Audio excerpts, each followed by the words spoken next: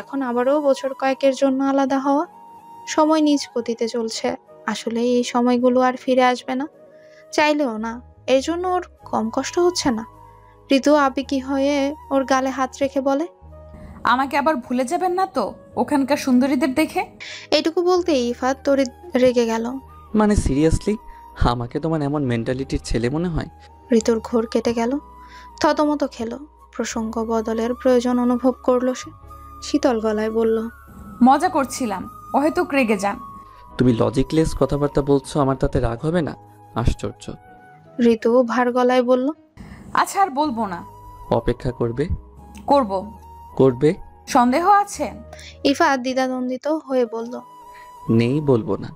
ঋতু ইফাতের বরাবর মুখ নামিয়ে আনলো। এরপর ভ্রু কুঁচকে বলল, আচ্ছা এত সন্দেহ কি নিয়ে? পুরো তুমিটাকেই নিয়ে। এখন আমাকে যেতে বলছো? হয়তো দেখা যাবে একটু পরই মত বদলে ফেলবে। ঋতু গোমরা মুখে বলল, আর বদলাবে না, এটাই ফাইনাল ডিসিশন। ঋতুর কথা শুনে ইফাত ফুস করে নিঃশ্বাস ছাড়লো। বুকের ভেতর শূন্য অনুভূতি। এই মেয়েটাকে ছাড়া থাকতে ওর ভীষণ কষ্ট হবে। যতই অবহেলা করুক কেন যেন ওর কাছে এলেই ফাহাদ গলে পানি হয়ে যায়। ও শক্ত করে আগলে নিল ঋতুকে। আর মাত্র 2টো দিন, এরপর চাইলেও ছুতে পারবে না মেয়েটাকে। জানালার কাজ খোলা, সেখান দিয়ে কনকনে ঠান্ডা বাতাস এসে ঘরটাকে পুরো শীতল করে দিয়েছে। ইফাদের ঘুম ভেঙে গেল। উঠতে গিয়ে টের পেল ঋতু ওর বুকের নিচে পিষ্টে হয়ে আছে। খোলা চুলগুলো মুখের উপর ছড়িয়ে ছিটিয়ে আছে। দেখতে কম বয়সী মেয়েদের মতো লাগছে। অবশ্য ঋতুর বয়স বেশি নয়, 19-20-এর আশেপাশে। ইফাত আনমনেই হেসে ফেলল। দুজনের বয়সের তফাৎটা কি আসলেই বেশি? হলে হোক, ভাগ্যে লেখা ছিল বলেই তো হয়েছে। স্বস্তির বিষয়টা এটাই যে ও কোনো নাবালিকা বিয়ে করেনি।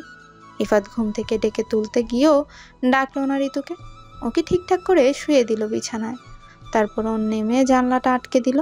বাইরে বৃষ্টি হচ্ছে, ঝুম বৃষ্টি। বাকি রাতটা বেশ ঠান্ডা লাগবে ভেবেই আলমারি থেকে পাতলা কম্বল নিয়ে ফিরে এলো।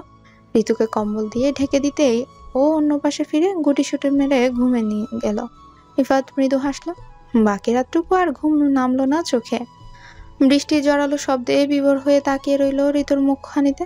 ভোরের দিকে ঘুম আলগা হয়ে যেতেই ঋতু চোখ ডলে দেখলো ইফাত ওর শিওরে বসে বাইরে তাকিয়ে বৃষ্টি দেখছে। কোলের উপর বন্ধ ল্যাপটপ, পাশে একটা বই।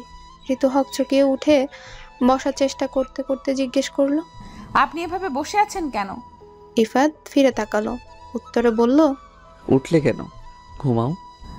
আপনি পুরো রাত ঘুমাননি দেখেই বোঝা যাচ্ছে। রাত জাগতে নেই, শরীর খারাপ করবে। রাত জাগিনি। ঋতু হঠাৎ ঝরঝর করে কেঁদে ফেললো। ইফাত হতভম্ব, ঘাবড়ে গেল খানিকটা। কোলের উপর থেকে ল্যাপটপ নামিয়ে রেখে বিচলিত স্বরে বলল, হঠাৎ কি হলো? ঋতু ওর বুকে ঝাঁপিয়ে পড়ে বলল, আপনি এমন অনিয়ম করেন ওখানে, তাই না? সেই জন্যই আপনার এই দশা, শুকিয়ে কাঠ হয়ে ফিরেছেন। ইফাত হাসবে না কাঁদবে বুঝতে পারলো না। হ্যাঁ, মাঝখানে শরীর একটু ভেঙে পড়েছিল, কিন্তু পরবর্তীতে সেটা রিকভার করে নিয়েছে। দেশে ফিরেছে সম্পূর্ণ ফিট হয়েই। মোটেও শুকিয়ে কাঠ হয় নাই। এই ঋতুটাও মায়ের চরিত্র ধারণ করেছে। ককে কলকাতা বোঝাচ্ছে। ইফাত মৃদু ধমক দিল। এর জন্য কাদার কি আছে? আমার কান্না পাচ্ছে, কি করব? ইফাত ওর কথা শুনে হু হু করে হাসতে লাগলো। ঋতু ভরকে গেল। এভাবে হাসার মতো কিছু বলেছে নাকি ও? রাগ হচ্ছে ওর। ঋতু গাল ফুলিয়ে শুয়ে পড়লো আবার। ইফাত ওর ঘাড়ে থুতনি রেখে বলল, I miss you so much জান। ইফাদের ফ্লাইট রাত 9টায়, সেজন্য ও খুব ব্যস্ত। গোছগাছ করতে করতে দুপুরে খাবারের সময় হয়ে যায়। ইফাত খেতে গেল। ঋতুকে অনেক জোর করেও নিতে পারেনি। ওর গলা দিয়ে খাবার নামবে না, তাই মাথা ব্যথার ঘুমের বাহানা দিয়ে ঘরেই রইল। ঋতু ঘরে শুয়ে বালিশে মুখ চেপে কাঁদছে। কান্নার দরুন ওর শরীর কাঁপছে। ঋতু প্রাণপণে নিজেকে সামলানোর চেষ্টা করছে, কিন্তু ও কান্না থামাতে পারছে না। কি করে পারবে? ইফাতকে তো খুব ভালোবাসে ও। ওকে তো যেতে দিতে চায় না, তবুও তো যেতে দিতে হচ্ছে। মুখ ফুটে শুধু বলতে পারছে না। দুজনের মধ্যে সব ভুল বুঝাবুঝি মিটে গেছে, গভীরভাবে মিশে গেছে। এখন কিভাবে থাকবে? কষ্টে ঋতুর ভেতরটা ছিন্ন ভিন্ন হয়ে যাচ্ছে। মনে হচ্ছে সে মরে যাবে। ঘন্টাখানিক পর ইফাত ঘরে ফিরে দেখলো ঋতু আগের মতোই শুয়ে আছে। ঋতু ঘুমোচ্ছে ভেবে ওকে না ডেকে ফ্রেশ হতে গেল। এদিকে ঋতু ইফাদের উপস্থিতি টের পেয়ে মুখে কুলু পেটে লইল। তড়িঘড়ি করে উঠে চোখ মুখ মুছল, ওড়না গায়ে চাপিয়ে শক্ত হয়ে বসে রইল। একটু পর ইফাত বেরিয়ে এলো, তোয়ালে দিয়ে মাথা মুছতে মুছতে ঋতুকে এক পলক দেখে নিয়ে এরপর জিজ্ঞেস করলো, মাথা ব্যথা কমেছে? ঘুম ভালো হয়েছে? ঋতু মাথা নাড়ালো, মুখে কিছু বলল না। গলা শুনলে ইফাত বুঝে যাবে ও এতক্ষণ কেঁদেছে, তাই চুপ থাকাই শ্রেয়। এদিকে ইফাত জবাব না পেয়ে কপাল কুঁচকে ফেললো। এরপর তোয়ালেটা রেখে ঋতুর কাছে এসে বসে, ওর গালে হাত রেখে শান্ত স্বরে বলে, হয়েছে কান্না নাকি আরো বাকি আছে? ঋতু চট করে ওর দিকে তাকায়। ইফাত কি করে বুঝলো ও এতক্ষণ কেঁদেছে? ঋতুর চোখ টলমল করছে। ওকে এভাবে দেখে ইফাত নরম গলায় বলল, এভাবে কাঁদবে না, আমি কষ্ট পাবো। নিজেই যেতে বলেছো। ঋতু জল মুছে নিল, ইফাদের বুকে মাথা রেখে বলল, আমাকে প্রতিদিন ফোন দিবেন আর অন্য মেয়েদের দিকে একদম তাকাবেন না। ইফাদ ওর কথা শুনে হেসে ফেলল। ঋতু ওকে হাসতে দেখে রেগে ওর বুকে কিল ঘুষি দিতে থাকে। ইফাদের বেশ লাগলো, ওর হাত দুটো ধরে আটকালো। ব্যথায় জর্জরিত মুখ নিয়ে বলল, এতক্ষণ যার জন্য এত কান্নাকাটি করছিলে তাকে এইভাবে আঘাত করতে হাত কাঁপছে না? না। তাহলে আমিও ফোন দেব না। মেরে ফেলবো। বলেই চুপ করে রইল।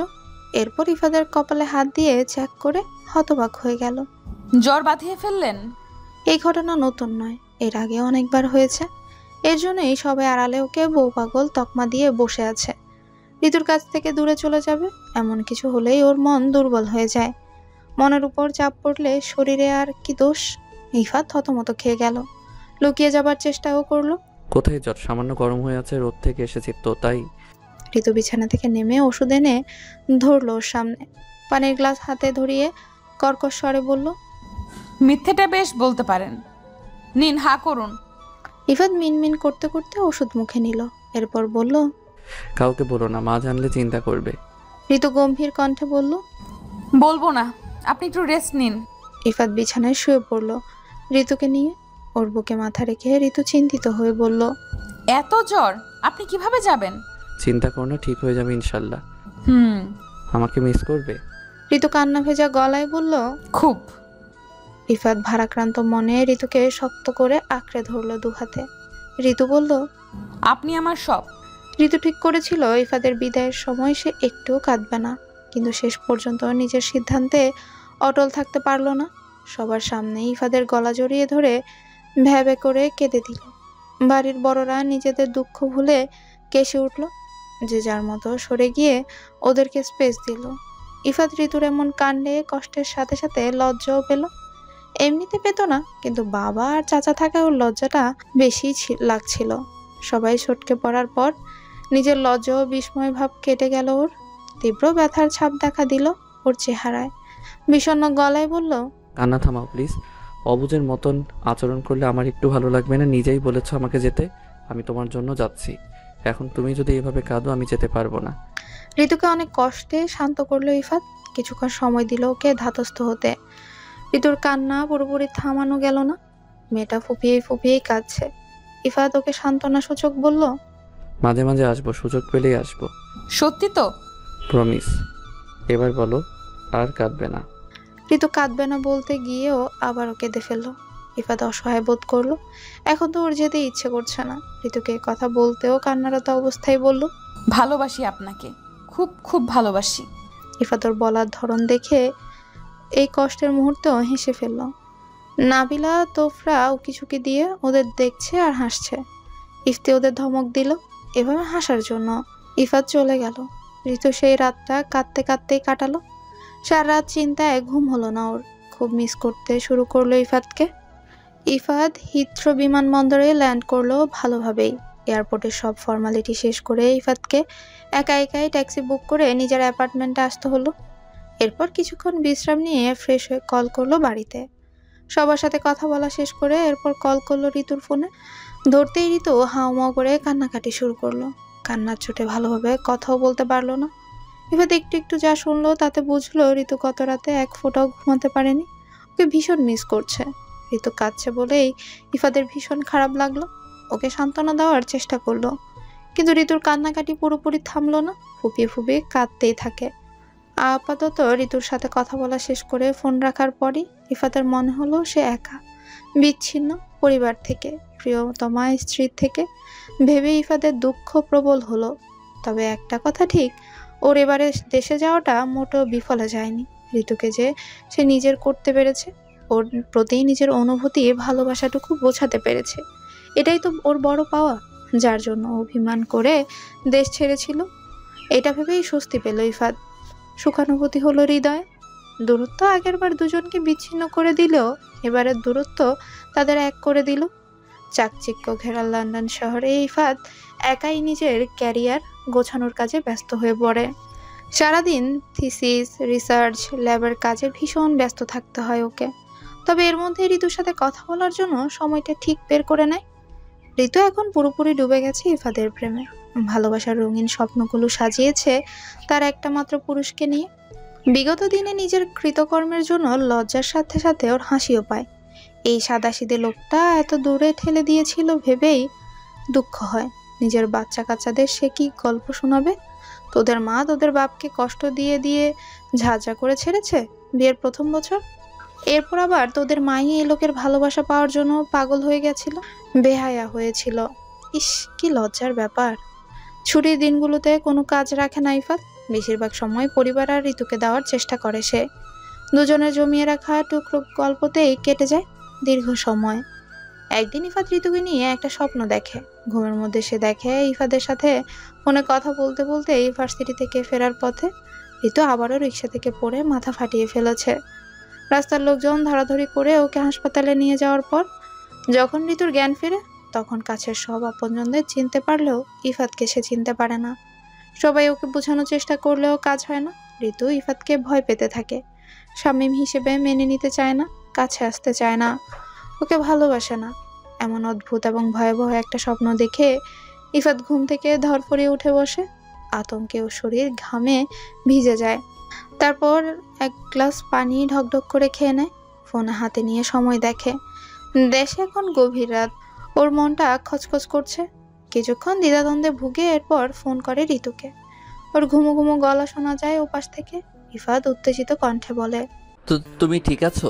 ভালো আছো এই মেয়ে? ঋতুর ঘুম কেটে যায় ইফাদের গলা শুনে। উঠে বসে বিছানাতে।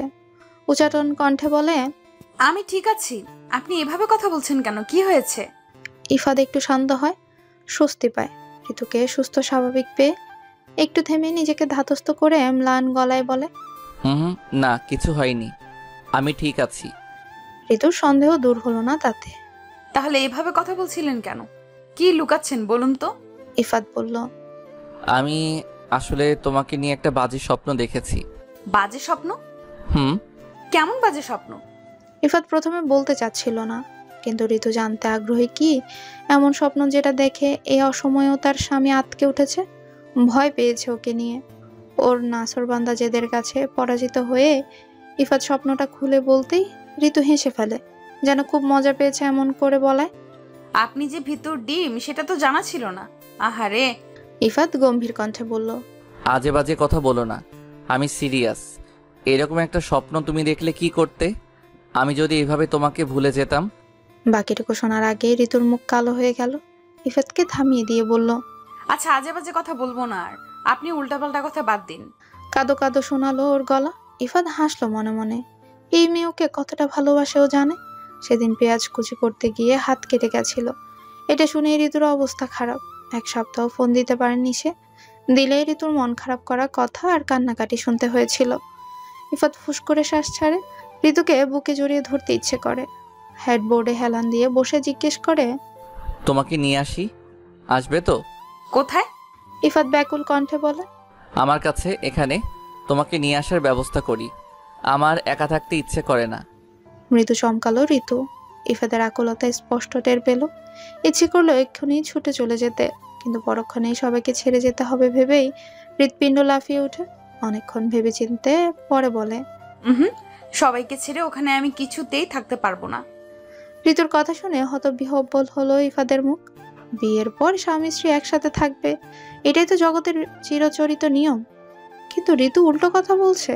এতগুলো দিন আলাদা থেকে যতটা কষ্ট পেয়েছে আবারও তার পুনরাবৃত্তি করতে চাইছে। ইফাদ মৃদু হাসলো, এরপর দীর্ঘশ্বাস ফেললো। সবার জন্য চিন্তা, আমি তোমার কেউ না। ঋতু ওর অভিমান বুঝলো, নিম্ন স্বরে বলল, আপনার জন্য আমি কতটা চিন্তা করি আপনি সেটা জানেন না। বুঝবেনও না। ইফাত ঠাট্টা মিশ্রিত কণ্ঠে বলল। তাই বুঝি। হুম। ইফাত বলল। আর তাহলে সমস্যা কোথায়? চলে আসো না ঋতু। ঋতু মুখ ফ্যাকাশে হয়ে গেল, কান্না পেল ভীষণ। একদিকে ইফাত, অন্যদিকে সুন্দর দুটি পরিবার। কি করবে ঋতু? কি করা উচিত ওর? এদের সবাইকে ছেড়ে অন্য দেশে সে যেতে চায় না, ইফাতের সাথে একসাথে তবে এখানেই থাকতে চায় সে। এই ঘরটাতে, এই দক্ষিণা হাওয়ায় ঢোকা বারান্দাটাতে, ছাদের বেলি ফুলের সুগন্ধ, মেঘলা আকাশ, ঝুম বৃষ্টি, শান্ত বিকেলের আকাশে ওরা ক্লান্ত পাখি, গোধূলি বিকেল, রাস্তার পাশে দাঁড়িয়ে ফুচকা খাওয়া, রিকশায় চড়া, বাবা, বোন, ফুফু, ইফতি, রুফির মতো বোন, তিন শাশুড়ির থেকে পাওয়া মায়ের স্নেহ, এদের সবাইকে ছেড়ে কোথাও গিয়ে শান্তি পাবে না ও, কোথাও না। ঋতুর হতাশ নিঃশ্বাস ফেলল, মন খারাপ করা গলায় বলল। আমার সবাইকে ছেড়ে যেতে খারাপ লাগবে। এইখানে সবাইকে দেখতে পাবো যে কোনো সময়, কিন্তু ওখানে তো চাইলেও সেটা পারবো না, তাই না? তবে আপনি এভাবে চাইলে আমিও না করব না। ইফাত নিজেও জানে অকাট্য সত্যগুলো। পরিবার পরিজন ছেড়ে থাকাটা কতটা কষ্টকর সেটার ভুক্তভোগী ছাড়া অন্যরা অনুভব করতে পারবে না। ও ঝিমধরা গলায় বলল। ছোট থেকে যৌথ পরিবারে বেড়ে উঠেছি, এক গাদা ভাই বোন নিয়ে থেকেছি, এদের মায়া কাটানো অসম্ভব। ওকে, তুমি যখন চাইছো না তখন জোর করব না। ঋতু ইতস্তত করলো। আপনি কি রেগে গেছেন? আমি আসলে ইফাত তীক্ষ্ণ গলায় বলল। আমি বুঝি সবাইকে ছেড়ে থাকাটা কতটা কঠিন। রাগ করেননি তো? ঠিক সেই মুহূর্তেই ইফাত ভেবে ফেলল ঋতুর পাসপোর্ট আর অন্যান্য কাগজপত্র করে রাখবে। যদিও কখনো আসতে চায়, নিজে থেকে আগ্রহ দেখায়, চট করে নিয়ে আসার ব্যবস্থা করবে। ঋতুর প্রশ্নে জবাবে একটু হেসে বলল। না, একটুও রাগ করিনি। ঋতু শুনে খুশি হলো, বিগলিত স্বরে বলল। আপনার ওখানে ফ্রেন্ড সার্কেল নেই? আছে। ঋতু আগ্রহী গলায় জিজ্ঞেস করলো। আপনি ওখানে গেলে আপনার ফ্রেন্ড সার্কেল আমাকে নিয়ে কানাঘুষা করবে না, দেশে যেমন সবাই করতো? আহামকের ন্যায় কথা শুনে ইফাত রেগে গেল। মানে সিরিয়াসলি? এখানে যারা আসে অধিকাংশই বিবাহিত, সবাই তাদের ওয়াইফকে সঙ্গে করেই নিয়ে এসেছে। কই, কেউ তো কাউকে নিয়ে কানাঘুষা করে না। ঋতু থতমত খেলো, বুঝতে পারলো ও একটা আজগবি প্রশ্ন করেছে। বিদেশ পারতপক্ষে কেউ কারো বিষয়ে নাক গলায় না, কারো এত সময়ও নেই। ঋতু সিরিয়াস ভাব কাটিয়ে বলল। আপনি তাহলে একাই সিঙ্গেল সিটিজেন? ইফাত ভার গলায় বলল। হুম। বেশ হয়েছে। ইফাতের গলার স্বর এবার নিচু হলো। আমার তোমাকে কাছে পেতে ইচ্ছে করছে, দেখতে ইচ্ছে করছে। ঋতু বলল। ভিডিও কল দেব? কমফোর্টেবল নই, হতেও চাই না, ফেক লাগে। আমি জলজান্ত ঋতুকে দেখতে চাচ্ছি, যেটা এই মুহূর্তে সম্ভব নয়। ঋতুর কান্না পেল, কথাবার্তায় সেটা প্রকাশও পেল। গলা শুনে বোঝাও গেল। ওর মনের অবস্থা বুঝতে পেরে ইফাদের একটু ফাজলামো করতে ইচ্ছে করলো।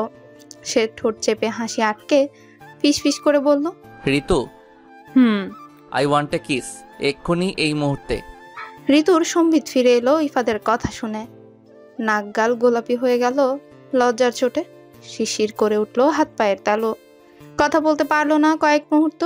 একটু ধাতস্থ হয়ে লাজুক কণ্ঠে বলল। বাজে কথা রাখুন তো। এটা বাজে কথা? আমি বাজে? থুর, কখন বললাম? বলনি? তাহলে তো হলোই। একটা কিস, এটাও চেয়ে নিতে হয়? আমার ভাগ্য খারাপ। ইফাদের কাতর গলা। ঋতু কি বলবে ভেবে পেল না, লজ্জায় পাথর হয়ে বসে রইল। দুজনের মধ্যে যোজন যোজন মাইলের দূরত্ব। ঋতুর বুক ছিঁড়ে দীর্ঘশ্বাস নেমে এলো। ওর দৃষ্টি অন্ধকার আকাশে, কানে ফোন, মন দিয়ে প্রিয়তম মানুষটার সব চাওয়া পাওয়া, অভিযোগ, আকুলতা শুনছে। এই মেয়ে, কথা বলো। চুপ করে থাকার জন্য বউ এনেছি। বউরা থাকবে এক ধাপ এগিয়ে, যাতে স্বামীরা কিছু বলার আগেই তা বুঝে যায়। থামুন, ফাজিল লোক। ফাজিলের কিছুই দেখোনি তুমি, একটা চুমু চেয়েছি, তাও কত তালবাহানা করছো। এই ফাজিল এখন দেখো কি করে। কি করবে? তোমাকে লজ্জা দেবে। ইফাদের রাগান্বিত কণ্ঠস্বর। ঋতু বিভ্রান্ত হলো। বাচ্চামো কথাবার্তা, আবদার, কাছে থাকলে ঋতু কার্পণ্য করতো না, কিন্তু এখন কিভাবে? ফোনে আবার চুমু দেওয়া যায় নাকি? ও যখন এসব ভাবনায় মগ্ন, ওদিক থেকে ইফাত তখনও ফিসফিস করে বলছে। One kiss please. বলতে বলতে গাঢ় করে চুমু খেল ফোনের মধ্যে। ঋতুর চোখ মুখ লাল হলো, কানটা গরম হয়ে গেল, ফোন সরিয়ে ফেললো। ভাবটা এমন যেন ইফাত বাস্তবিক কি ওর কানে চুমুটা খেয়েছে। ঋতু দুহাতে মুখ ঢেকে বসে রইল কত সময়। ওর ভালো লাগছে, অন্যরকম ভালো লাগা, প্রেমে পড়ার মতো অদ্ভুত অনুভূতি হচ্ছে। যদিও প্রেম এসে অনেক আগেই পড়েছে, তবুও এটা নতুন এক অনুভূতি। ওইদিকে ইফাত ফোন কাঁপিয়ে হাসছে। ঋতু ওর নিষ্ঠুরতা দেখে গাল ফুলিয়ে ফেললো, ফোন কেটে দিল। ফাজিলটা হাসুক, তাতে কি। সময় বহমান চলছে নিজ গতিতে, নিজ স্রোতে। ক্যালেন্ডার বদলেছে কয়েকটা। ঋতু ইফাদের জীবন নিজস্ব ধারায় চলছে, নতুন করে তেমন কোনো পরিবর্তন আসেনি। ইফাদ এখন পুরোপুরি গবেষণার কাজে ব্যস্ত। অন্যদিকে ঋতু এবার অনার্স 3rd ইয়ারের পরীক্ষার্থী। পড়াশোনাটা ঋতু মূলত নিজের জন্য করে না, করে ইফাদের জন্য। ওর বকা খাওয়ার ভয়ে বইয়ে মুখ গুজে বসে থাকতে হয় ঋতুকে। পড়াশোনার প্রতি ঋতুর অবহেলা ইফাদ একদম নিতে পারে না। মেয়েটা দিন দিন ওকে যত বাঁধনে বেঁধে ফেলছে, ঠিক ততটাই দূরে চলে গেছে পড়াশোনা নামক জিনিসটা থেকে। তাই সে স্পষ্ট বলে দিয়েছে, ঋতু যদি এভাবে চলতে থাকে, সে যদি ঠিক করেই থাকে পড়াশোনা আর করবে না, তাহলে ওর উপর থেকে সব আশা ভরসা হারিয়ে ফেলবে ইফাদ। আর যেখানে আশা ভরসাই নেই, সেখানে অহেতুক সময় নষ্ট করবে না সে। এই হুমকি শুনেই ঋতুর একটু কাণ্ডজ্ঞান হয়েছিল। তাই মনের বিরুদ্ধে গিয়ে হলেও সে পড়াশোনাটা চালিয়ে যাচ্ছে। সামনের মাসেই ওর পরীক্ষা। এতদিন পড়াশোনায় ধারে কাছেও যায়নি ঋতু, তাই এখন হাড়ে হাড়ে টের পাচ্ছে কি ভুলটাই না এতদিন করেছে সে। অল্প সময়ে এই লম্বা সিলেবাস শেষ করা অসম্ভবই বটে। তবে ইফাদ ওকে গাইড করছে, বলেছে প্রথম থেকে পড়াটা ধরতে, ভাগাভাগি করে প্রতিটা সাবজেক্ট পড়লে অনেকটাই কভার করা যাবে। ঋতু ওর কথা মতো এই রুটিন করে পড়ছে, কিন্তু ওর মনোযোগ নেই পড়ায়। মন নামক শত্রুটা সবসময় পড়ে থাকতে চায় ইফাদের কাছে। এই পরীক্ষার দোহাই দিয়ে ইফাদ সারাদিনে একবার কল দেয় ওকে, তাও 5 মিনিটের বেশি 1 সেকেন্ডও কথা বলে না। এতদিন ঘন্টার পর ঘন্টা যেখানে কথা হতো, সেখানে এখন মিনিট 5 কথা বলে ঋতুর কিছুতেই মন ভরে না। খুব রাগ হয় ওর ইফাদের প্রতি। লোকটা বড্ড বেশি করছে ওর প্রতি নির্দয়। ঋতু একদিকে পড়ার কষ্টে কাঁদে, অন্যদিকে স্বামীর দুঃখে কাঁদে। এভাবেই কেটে গেল 2 সপ্তাহ। এর মধ্যে ইফাদের সঙ্গে ঋতুর কথা হলো 14 দুগুণে 5, অর্থাৎ 17 মিনিট। এই অল্প সময়ের কথায় ঋতুর মনের কানাকড়িও ভরে না। মন খুলে কথা বলতে না পারায় ঋতুর মন ভালো নেই। ইফাত কি এখন অন্য কাউকে পেয়ে গেছে যে ঋতুর সঙ্গে আগের মতো কথা বলে না, বাহানা করে? এই সন্দেহের বর্ষবর্তী হয়েই ঋতু একদিন ওকে জেরা করলো এবং ইফাদের উত্তর শোনার আগে নিজেই ঝরঝর করে কেঁদে ফেললো ফোনে। ইফাত হাসবে না কাঁদবে বুঝতে পারলো না। ছোট্ট করে ধমক দিল বইয়ের বাচ্চামো আচরণে, ঠাট্টা করে বলল, তুমি যদি ভালো সিজিপিএ তুলতে না পারো তাহলে অবশ্যই আমি অন্য কিছু ভাবতে বাধ্য হব। ঋতু তৎক্ষণাৎ কান্নাকাটি থামিয়ে ফেললো বিস্ময়ে কথা শুনে। বলল, হবেন কি, হয়েই তো গেছেন। আমি এখন পুরনো হয়ে গেছি না? হবই তো। সুন্দরী দেখলে কার আর মাথা ঠিক থাকে? ইফাত মজা পেল, কেসে বলল, ওই যে কাঁচা বাজারে পুঁটি মাছ ওয়ালিটা, সে এখন আমার ঘাড়ে এমনভাবে চেপে বসেছে যে সুন্দরীদের দিকে ঘাটটা ফেরাতেই দেয় না। তুমি কি আমার হয়ে তাকে একটু বলে দেবে? ঋতু কটমট করে বলল, কি বলে দেব? বলবে অনুগ্রহ করে আমাকে যাতে সুন্দরী রমণীদের দিকে একটু তাকাতে দেয়, একটু অনুগ্রহ যাতে করে, নয়তো এই নরাধমের জীবন যৌবন সব নিরামিষের মতো কাটবে। ঋতুর মুখ হা হয়ে গেছে, রাগে শরীর কাঁপছে। ইফাদের সব চুল ছিঁড়তে ইচ্ছে করছে, গলা টিপে ধরতে ইচ্ছে করছে। এত বড় সাহস অঙ্কুশের, ওকে এসব কথা বলছে? বিয়ে করা বউকে? নির্লজ্জতার মাত্রা ছাড়িয়ে গেছে। এসব নিকৃষ্টতার জন্য আবার অনুমতিও চাইছে। ঋতু তেলে বেগুনে জ্বলে উঠল। ইফাদের মতো করে এসে দাঁতে দাঁত চেপে বলল, অনুগ্রহ চাওয়ার কিছু নেই, অনুমতি দেওয়া হলো। সেই সাথে আমাকে অনুমতি দিন, আমারও তো জীবন যৌবন আছে, তাই না? ইফাত শোনার সাথে সাথে প্রকাণ্ড এক ধমক দিল ঋতুকে। ফোনের এপাশে ঋতু কেঁপে উঠে কথা বলাটাই ভুলে গেল কিছুক্ষণ। এরপর নিজেকে সামলে কান্না আটকে বলল, ফোন রাখছি, আর কখনো ফোন করবেন না। বলেই কেটে দিল কল। ইফাত ধমকটা দিয়ে বুঝতে পারলো সে একটু বেশি করেছে। ঋতুটা তো ওর সঙ্গই চাইছিল, ওর সাথে কথা বলার জন্য একটু সময় চাইছিল। সেই তো বাড়াবাড়িটা করছে, বউকে নিয়মের মধ্যে ফেলে দিয়েছে। উল্টো পাল্টা সন্দেহ হওয়াটা তো স্বাভাবিক। এর মধ্যেও আবার আগুনে ঘি ঢেলেছে সুন্দরী রমণীদের কথা বলে। মেয়েটা ওকে এত ভালোবাসে, আর ওকে না এভাবে বকলো। ঋতু নিশ্চয়ই কষ্ট পেয়েছে। ইফাত ফোন ব্যাক করলো আবার। ঋতু 5 বারের মাথায় রিসিভ করে বলল, সমস্যা কি? অনুমতি তো দিলাম, যা খুশি করুন। আমাকে ফোন দেওয়ার মানে কি? ইফাত লজ্জিত বোধ করলো। ছি ছি, ঋতু ওকে নিয়ে এসব ভাবে? ও তো ঠাট্টা করছিল। একরাশ অস্বস্তি এসে ভর করলো ওর মনে। ব্যাকুল কণ্ঠে বলল, সরি, 100 বার সরি। আমার নাক কান কেটে নাও, যা খুশি করো, এরপরও ক্ষমা প্রার্থনা করছি। ঋতু খ্যাপা বাঘিনীর ন্যায় বলল। আমাকে এসব বলছেন কেন? আমার কি? আমি কে? ইফাত বইয়ের রাগ বুঝতে পারলো। ওর কথার মাঝখানেই গলা নরম করে বলল, তুমি ঋতুই তো আমার সব। তোমার অভাবে কত পুষ্টিহীনতায় ভুগছি আমি। এত রাগ করে না মিষ্টি বউ। ঋতু তাতেও গলল না। কিসের বউ? কে বউ? আমি কখনো বউ না। কোনো স্বামী তার স্ত্রীকে এইভাবে বলে না। আবার কেঁদে ফেললো ঋতু। ইফাত অসহায় বোধ করলো, বোঝানোর চেষ্টা করে বলল, যে তোমাকে ছাড়া আমি কিছু ভাবতেই পারি না, সেই তুমি এভাবে সন্দেহ করলে মাথাটা গরম হবে না বলো? ভুল করেছি, ক্ষমা করে দাও। তুমি রেগে থাকলে আমার চোখে ঘুম আসবে না। এই কথা শুনতে ঋতুর মনটা নিমিষে গলে গেল। চোখ মুখ মুছে নিয়ে বলল, আচ্ছা ঠিক আছে। ইফাত হাসি চেপে বলল, রাগ কমলো? কমেছে। ইফাত ফুস করে শ্বাস ছেড়ে বলল, আজ অনেকক্ষণ কথা বলবো। ঋতু বলল, দরকার নেই, ফোন রাখছি, ঘুমান। ইফাত অনুনয় করলো। প্রমিস, তোমার পরীক্ষাটা শেষ হয়ে গেলে আগের মতো সময় দেব তোমাকে। এখন কেন সময় কম দিই সেটা তো জানো তুমি। ফোনে এত সময় নষ্ট করাটা তোমার জন্য ক্ষতি। এ কটা দিন কষ্ট করে পড়াশোনাটা করো, দেখবে পরীক্ষার ফলটা ভালো হবে। তোমার কি ইচ্ছে করে না আমাকে একটা ভালো রেজাল্ট উপহার দিতে? ঋতু মুখ ফুলিয়ে বলল, করে। এই তো ভালো মেয়ে, অনেক ভালোবাসা। ঋতু শান্ত হলো। এখন রাখবো? ইফাত হাসলো। আজ আর একটু থাকো, কাল থেকে ভালোভাবে পড়বে। পড়বো। ঋতু খুশি হলো। রাগটাগ সব ধুয়ে মুছে গেল। ইফাদের অনুরোধ রক্ষা করলো, যদিও ইচ্ছাটা ওরই বেশি। ইফাত সারাদিনে কি করেছে, খেয়েছে, পড়াশোনা কতদূর এগোলো, সেসব নিয়ে আলোচনা শুরু করলো। প্রেমের কথাও হলো কিছুক্ষণ। অনেকটা সময় পেরিয়েও গেল। রাত গভীর হলো। ফোনে কথা বলতে বলতে ঋতু কখন যে ঘুমিয়ে পড়লো টের পেল না। ইফাত নিজেই বকবক করতে করতে যখন ওপাশ থেকে সাড়া পেল না, তখনও আপন মনেই হেসে ফেললো। ঋতু কখনোই ওর ফোন কাটে না, সবসময় ওকেই কাটতে হয়। ওর খ্যাপা বউটা শান্ত হয়ে ঘুমিয়ে পড়েছে ভেবে স্বস্তি পেল। ঋতুর ঘুমন্ত চেহারাটা দেখার ইচ্ছে তীব্র হলো। ইফাত চোখ মুছে ইমাজিন করে নিল ঘুমিয়ে থাকা অভিমানীকে। ঋতুর 3rd ইয়ারের পরীক্ষা শেষ হয়েছে 2 দিন আগে। এখনও স্বস্তি। তখনই খবরটা এলো, ঈশিতা মা হবে। বিয়ের দীর্ঘ 6 বছর পর।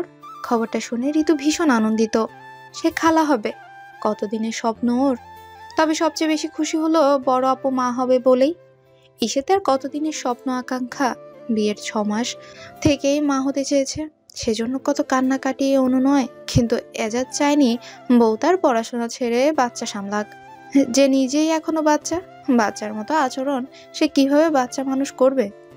এই নিয়ে সে সময় দুজনের মধ্যে বাকবিতণ্ডতাও হয়েছিল। তবে এটা সত্য, এজাজ ঈশিতাকে বড্ড ভালোবাসে, চোখে হারায়। তাই সে শর্ত দিয়েছিল গ্র্যাজুয়েশন শেষ করলে তবে বাচ্চা নিবে। ঈশিতা গ্র্যাজুয়েশন শেষ করেছে, এজাজও তার কথা রেখেছে।